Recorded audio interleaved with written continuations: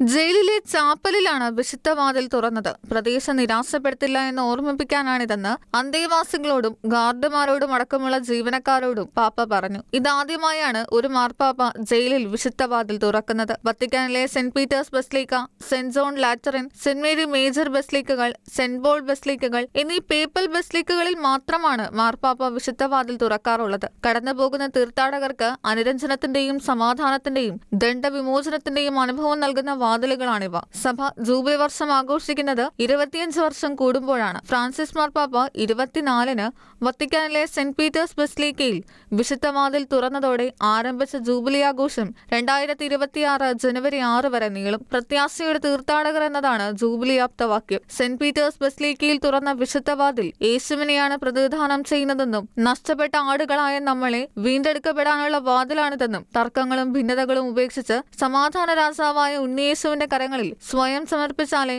വാതിലിലൂടെ പ്രവേശിക്കാനാവുമെന്നും ഫ്രാൻസിസ് മാർപ്പാപ്പ പറഞ്ഞു. യുക്രൈൻ, പശ്ചിമേഷ്യ എന്നിവിടങ്ങളിൽ സമാധാനം സ്ഥാപിക്കാൻ ചർച്ചകളുടെ വാതിൽ തുറക്കപ്പെടണമെന്നും ഗാസയിലെ ബന്ദികളെ മോചിപ്പിക്കുകയും യുദ്ധം അവസാനിപ്പിക്കുകയും വേണമെന്നും മാർപ്പാപ്പ ആവശ്യപ്പെട്ടു. ലെബനനിലെയും സിറിയയിലെയും ക്രൈസ്തവ സമൂഹങ്ങളെ മാർപ്പാപ്പ പ്രത്യേകം സ്മരിച്ചു. Church desk Shekinah news.